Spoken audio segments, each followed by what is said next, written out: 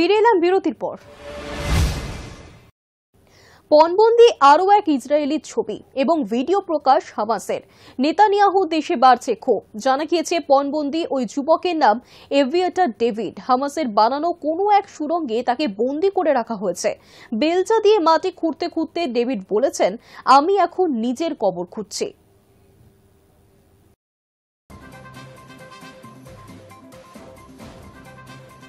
শীর্ণকায় চেহারা, পাঁজরগুলি বেরিয়ে এসেছে, দেখেই বোঝা যাচ্ছে অনাহার ক্লিষ্ট শরীর। অশক্ত শরীরে হাতে ধরা একটা বেলচা, তা দিয়ে মাটি খুঁড়ে চলেছেন। দুবার মাটি তুললেন, একটু থামলেন, কিছু বিড়বিড় করে বলে গেলেন, আবার বেলচা দিয়ে মাটি তোলা শুরু করলেন। মাঝে মাঝে হাঁপিয়ে মাটিতে বসে পড়ছেন। একটি সুড়ঙ্গ মেরে কেটে চওড়ায় 3 ফুট, উচ্চতায় 6 ফুট। সেই সুড়ঙ্গেই শীর্ণকায় যুবককে দেখা গেল। এমন একটি ভিডিও সম্প্রতি প্রকাশ্যে এসেছে। বিভিন্ন সূত্রে দাবি করা হচ্ছে ভিডিওটি হামাস প্রকাশ করেছে। সুড়ঙ্গে যে যুবককে দেখা যাচ্ছে তিনি আর কেউ নন, প্যালেস্তাইনের সশস্ত্র গোষ্ঠী হামাসের হাতে বন্দী এক ইসরায়েলি যুবক। এই নিয়ে দ্বিতীয় পণবন্দির ভিডিও প্রকাশ করল হামাস। যে ভিডিও প্রকাশ্যে আসার পর ইসরায়েলে প্রধানমন্ত্রী নেতানিয়াহুর বিরুদ্ধে পণবন্দীদের পরিবার এবং আম জনতার মধ্যে ক্ষোভ বাড়ছে। জানা গিয়েছে পণবন্দী ওই যুবকের নাম এভিয়েটার ডেভিড। হামাসের বানানো কোনো এক সুড়ঙ্গে তাকে বন্দি করে রাখা হয়েছে। বেলচা দিয়ে মাটি খুঁড়তে খুঁড়তে ডেভিড বলছেন, আমি এখন নিজের কবর খুঁজছি। প্রতিদিনই একটু একটু করে দুর্বল হচ্ছি, মনে হচ্ছে এবার কবরেই যেতে হবে। এটাই সেই কবর। সময় পেরিয়ে যাচ্ছে, কবে মুক্তি পাবো জানি না, কবে পরিবারের সঙ্গে ঘুমাতে পারবো জানি না। তারপরই কান্নায় ভেঙে পড়তে দেখা যায় ডেভিডকে। ইসরায়েল অবশ্য বলেছে কিভাবে পণবন্দীদের অনাহারে রাখা হচ্ছে, তাদের পরিস্থিতি কেমন, এই দৃশ্য দেখিয়ে মনস্তাত্ত্বিক যুদ্ধের কৌশল নিচ্ছে হামাস। হামাসের হাতে এখন 49 জন বন্দী, ডেভিড তাদের মধ্যে একজন। ইসরায়েলের প্রধানমন্ত্রীর দপ্তর জানিয়েছে ডেভিডের পরিবারের সঙ্গে কথা বলেছেন প্রধানমন্ত্রী নেতানিয়াহু। পণবন্দীদের যাতে সশরীরে ফিরিয়ে আনা যায় তার জন্য অনবরত চেষ্টা চালিয়ে যাচ্ছে সরকার। এর আগে আরও এক পণবন্দীর অনাহার ক্লিষ্ট চেহারার ছবি প্রকাশ্যে এনেছিল হামাস। প্রসঙ্গত 2023 সালের 7ই অক্টোবর ইসরায়েলে হামলা চালায় হামাস। বহু ইসরায়েলি এবং বিদেশি নাগরিককে পণবন্দি করে তারা। সেই ঘটনার পর থেকে হামাসের সঙ্গে ইসরায়েলের সংঘর্ষ চলছে। High news network.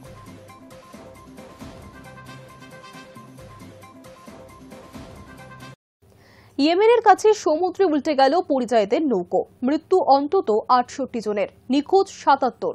কোথা থেকে কোথায় যাচ্ছিলেন? রবিবার 154 জন পরিযায়ীকে নিয়ে ইয়েমেনের দিকে যাচ্ছিল নৌকোটি। সে দেশের আবিয়ান প্রদেশের কাছে এডেন উপসাগরে উল্টে যায়। আর সেই সময় সেই নৌকোয় উপস্থিত ছিলেন 154 জন।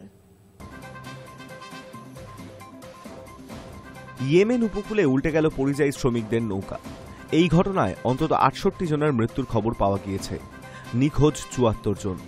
জীবিত অবস্থায় উদ্ধার করা গিয়েছে কেবল 12 জনকে। ইয়েমেনের হাসপাতালে তাদের চিকিৎসা চলছে। রবিবার 154 জন পরিযায়ীকে নিয়ে ইয়েমেনের দিকে যাচ্ছিল নৌকাটি। সে দেশের আরিয়ান প্রদেশের কাছে এডেন উপসাগরে উল্টে যায় নৌকাটি। সেই সময় নৌকায় ছিলেন 154 জন, তাদের প্রত্যেকেই ইথিওপিয়ার বাসিন্দা। নৌকা উল্টে যাওয়ার পরেই এডেন উপসাগরে তল্লাশি অভিযান শুরু হয়। আরিয়ান প্রদেশের পরিযায়ী শ্রমিকদের আন্তর্জাতিক সংগঠন ইন্টারন্যাশনাল অর্গানাইজেশন মাইগ্রেশন সংবাদ সংস্থা এপিকে জানিয়েছে, ইয়েমেনের খানফার জেলার সমুদ্র উপকূলে 54 জনের দেহ ভেসে এসেছে।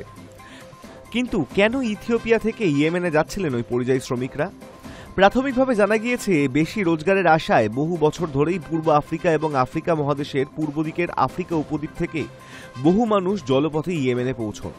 সেখান থেকে অবৈধ উপায়ে জলপথে তারা পশ্চিম এশিয়ার দেশগুলিতে ঢোকার চেষ্টা করেন। আইওএম এর পরিসংখ্যান বলছে 2024 সালে 60,000 পরিযায়ী ইয়েমেনে ঢুকেছেন। 2023 সালে অবশ্য সংখ্যাটা আরও বেশি ছিল, 97,200 জন। বহু সময় এই শ্রমিকরা অন্য দেশে ঢোকার জন্য অসাধু লোকের খপ্পরে পড়েন। মোটা টাকার বিনিময়ে সস্তার নৌকোয় গাদাগাদি করে নিয়ে যাওয়া হয় শ্রমিকদেরকে, আর সেই কারণেই বারবার ঘটে দুর্ঘটনা। চলতি বছরের মার্চ মাসে ইয়েমেনের কাছেই পরিযায়ীদের 4টি নৌকা উল্টে 2 জনের মৃত্যু হয়। খোঁজ পাওয়া যায়নি 186 জনের। High news network.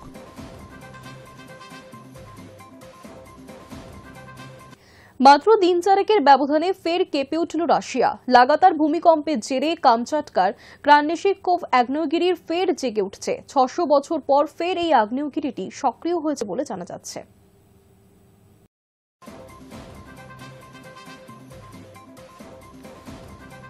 মাত্র দিন চারেকের ব্যবধানে ফের কেঁপে উঠল রাশিয়া। রাশিয়ার কুরিল দ্বীপ সংলগ্ন এলাকায় রিক্টার স্কেলে 7 মাত্রায় কম্পন অনুভূত হয়। তবে বড় মাপের কম্পন হলেও ওই অঞ্চলে এখনো সুনামি সতর্কতা জারি হয়নি। উল্লেখ্য, লাগাতার ভূমিকম্পের জেরে কামচাটকার ক্রাসেননিকভ আগ্নেয়গিরি ফের জেগে উঠেছে। 600 বছর পর ফের এই আগ্নেয়গিরিটি সক্রিয় হয়েছে। গত বুধবার সকালে 8.8 মাত্রার বিরাট কম্পনে কেঁপে ওঠে রাশিয়া। ভূমিকম্পের উৎপত্তিস্থল রাশিয়ার পূর্ব ক্ষেত্র কামচাটকা পেনিনসুলা। ভূমিকম্পের তীব্রতা এতটাই ছিল যে আমেরিকা, জাপান সহ একাধিক দেশে কম্পন অনুভূত হয়। ঘটনার পর রাশিয়ার উপকূলবর্তী অঞ্চলে সুনামির বিরাট ঢেউ দেখা যায়, যার উচ্চতা প্রায় 13 ফুট। ঘটনার পর জারি করা হয় সুনামির সতর্কতা। উপকূলের মানুষকে দ্রুত এলাকা ছাড়ার নির্দেশ দেওয়া হয়। বুধবারের ভূমিকম্পের পরই রবিবার ফের কেঁপেছে পূর্ব রাশিয়ার বেশ কিছু এলাকা। অনুমান করা গিয়েছে আগামী কয়েক সপ্তাহ ধরে ওই অঞ্চলে আফটারশক চলবে। তবে ভূমিকম্প হলেও সুনামির সতর্কতা জারি হয়নি।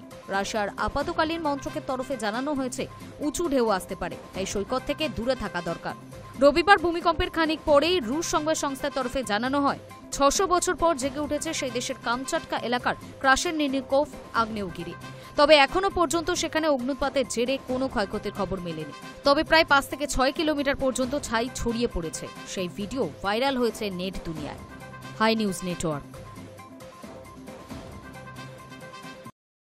বর্তমানে রমরমা এআই এর দরুন যেমন প্রতিনিয়ত মানুষের চাকরির সংখ্যা কমছে, তেমনি মানুষ বিভ্রান্তি শিকারও হচ্ছেন। এআই এর তৈরি ভুয়ো তথ্যে মানুষ বিশ্বাস করে সমস্যায় পড়ছেন। সেরকম একটি ভিডিও ভাইরাল হয়েছে সোশ্যাল মিডিয়ায়। বসিরহাটের চৈতল মালঞ্চ সেতু ভেঙে পড়ার, যার জেরে হয়রানির শিকার হচ্ছে মানুষ।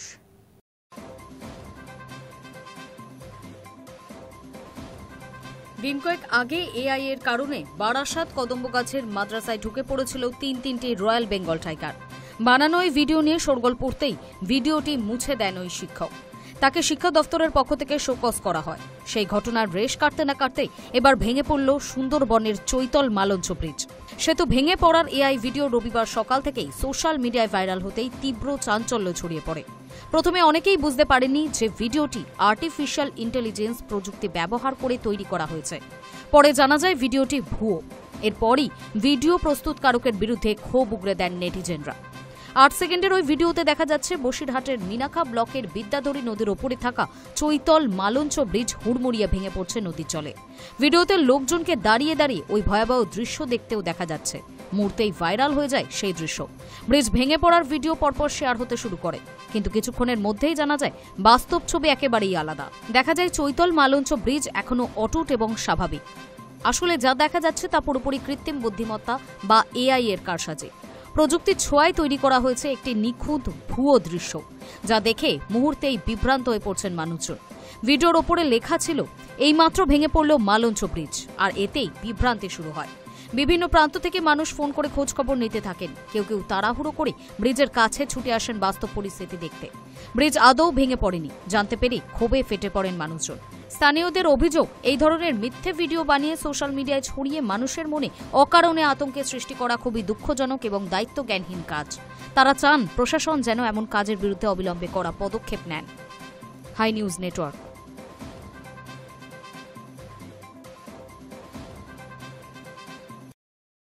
বিয়ের পর থেকেই অভিনেত্রীর অন্তঃসত্ত্বা হওয়ার খবরে জল্পনা চলছিল। এবার কি সত্যি মা হতে চলেছেন বলি অভিনেত্রী পরিণীতা চোপড়া? সম্প্রতি এক সাক্ষাৎকারে অভিনেত্রীর বলা কথায় নতুন করে শুরু হয়েছে জল্পনা। 2023 সালের সেপ্টেম্বরে আম আদমি পার্টির সাংসদ রাঘব চাড্ডার সঙ্গে বিয়ে হয় বলি অভিনেত্রী পরিণীতি চোপড়ার। রাজস্থানের উদয়পুরে ঘটা করে হয়েছিল বিয়ের উদযাপন। বিয়ের 6 মাসের মধ্যে এক অনুষ্ঠানে কালো ঢিলেঢালা পোশাকে পরিণীতির উপস্থিতি হতেই যেন তার অন্তঃসত্ত্বা হওয়ার খবরকে উস্কে দিয়েছিল। কিন্তু সে খবর শুনে খানিকটা ব্যঙ্গের ছলে পরিণীতি জবাব দিয়ে লিখেছিলেন, কাফতান পোশাক মানেই অন্তঃসত্ত্বা, ঢিলেঢালা শার্ট মানেই অন্তঃসত্ত্বা, স্বাচ্ছন্দ্যের পোশাক মানেই কি অন্তঃসত্ত্বা? যদিও সেই ঘটনার পর বছর গিয়েছে ঘুরে, এবার সুখবর দিলেন অভিনেত্রী। গত বছর স্বামী রাঘবের চোখে অস্ত্রোপচারের কারণে দীর্ঘদিন বিদেশে ছিলেন তিনি। সেই সময় দিল্লির রাজনৈতিক মহলে চলছিল টানাপোড়েন। নতুন বছরে এবার তাহলে নতুন সূচনা? সম্প্রতি এক শোয়ের সাক্ষাৎকার ভিত্তিক অনুষ্ঠানে স্বামীর সঙ্গে উপস্থিত ছিলেন পরিণীতি। দাম্পত্যের বেশ কিছু খুঁটিনাটি তুলে ধরেন তারা। রাঘব যে পত্নীনিষ্ঠ সে কথা স্বীকার করে নিয়েছেন পরিণীতি। গত প্রায় 1.5 বছর ধরেই পরিণীতির মা হওয়ার খবর শোনা গিয়েছে। এবার সেই প্রসঙ্গেই অভিনেত্রী বললেন, আপনাদের খুব শীঘ্রই সুখবর দেব। স্ত্রীর এমন ইচ্ছের কথা শুনে মুখে চোখে লালিমা রাঘবের। Hi news network. সোমবার অমর শিল্পী কিশোর কুমারের 96তম জন্মদিবস। মহান গায়কের প্রতি শ্রদ্ধা জ্ঞাপনের প্রত্যেক বছর এবারও চুঁচুড়ার প্রতাপপুরে শ্রদ্ধাঞ্জলি ইউনিটের উদ্যোগে সারা দিনব্যাপী এক বিশেষ সঙ্গীত অনুষ্ঠানের আয়োজন করা হয়। এই সঙ্গীত অনুষ্ঠানের বিশেষ আকর্ষণ আলোকিত করেছে আজকের এই দিনটি। আজ অমর শিল্পী কিশোর কুমারের 96তম জন্মদিবস। এই দিনটি উদযাপন করা হল চুঁচুড়া প্রতাপপুর শ্রদ্ধাঞ্জলি ইউনিটের পক্ষ থেকে। মহান গায়কের প্রতি শ্রদ্ধা জ্ঞাপনে প্রতি বছরের ন্যায় এবারও চুঁচুড়া প্রতাপপুরে শ্রদ্ধাঞ্জলি ইউনিটের উদ্যোগে সারাদিন ব্যাপী এক বিশেষ সঙ্গীত অনুষ্ঠানের আয়োজন করা হয়। অনুষ্ঠানের সূচনায় বহু কিশোর অনুরাগীরা তার মূর্তিতে মাল্যদান করে শ্রদ্ধা নিবেদন করেন। সেখানে উপস্থিত ছিলেন হুগলি চুঁচুড়া পৌরসভার প্রাক্তন পৌরপ্রধান ও কিশোর অনুরাগী গৌরীকান্ত মুখার্জি, স্থানীয় জনপ্রতিনিধি জয়দেব অধিকারী, জনপ্রতিনিধি রত্না অধিকারী সহ অসংখ্য কিশোর অনুরাগী ও কিশোর কণ্ঠীরা। এই সঙ্গীত অনুষ্ঠানের বিশেষ আকর্ষণ হিসেবে 96 সেন্টিমিটার দীর্ঘ একটি কেক কেটে কিশোর কুমারের 96তম জন্মদিবসের শুভ সূচনা করা হয়। আজ সারা দিন জুড়ে কিশোর কুমারের অমর গান পরিবেশনে থাকছেন বিভিন্ন শিল্পীরা, জানালেন শ্রদ্ধাঞ্জলি ইউনিটের উদ্যোক্তারা। তারা আরও জানান, আমরা কেন্দ্র ও রাজ্য সরকারের কাছে আবেদন জানাচ্ছি যাতে এই মহান শিল্পীর স্মৃতির উদ্দেশ্যে কলকাতায় একটি মেট্রো স্টেশনের নামকরণ করা হয় এবং তাকে মরণোত্তর ভারতরত্ন সম্মানে ভূষিত করা হয়। এবং এই মঞ্চ থেকে আমরা আজকে দাবি যেটা তুলছি, বহুদিন ধরে বলে আসছি, যাতে কিশোর কুমারের নামে কলকাতায় একটি মেট্রো স্টেশনের নামকরণ হয়, যেমনটি টালিগঞ্জ স্টেশনের নামকরণ হয়েছে মহানায়ক উত্তম কুমারের নামে। আমরা চাই এটা আমাদের শ্রদ্ধাঞ্জলি ভাবনা। আমরা অমর শিল্পীর গান ও স্মৃতিতে আলোকিত হয়ে উঠল আজকের দিনটি। High news network.